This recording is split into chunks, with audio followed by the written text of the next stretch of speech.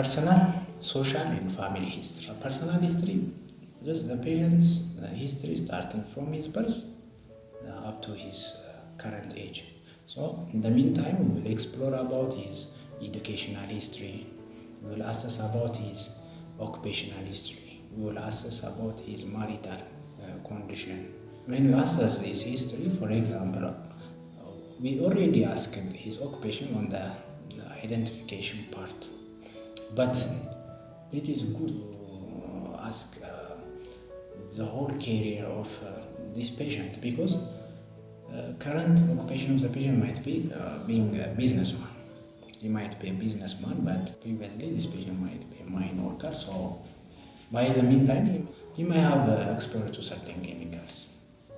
For example, patients with asbestosis, silicosis, and the like, they have exposure to these kind of things mostly in the remote past. So always we get these things by us exploring their occupational history. So it's good to assess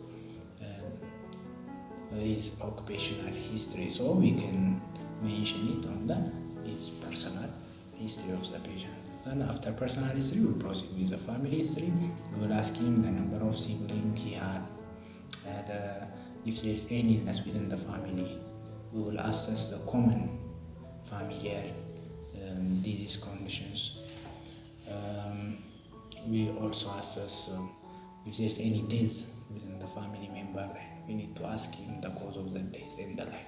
All these things will give us a clue, may give us a clue about the current illness. The other thing is social history. And the social history will assess the social status of the patient, his living conditions, the availability of different infrastructures like clean water and the presence of latrine. And finally, we need to explore about his nutritional history, because nutrition is directly or indirectly related to different diseases. This is because by themselves, deficiency of major or macronutrients may lead to certain diseases, and excessive consumption of certain nutrients leads to certain diseases. For that reason, we need to assess his nutritional history, what his staple diet is, the frequency of the meal, and how the meal is prepared. All these things should be explored and documented.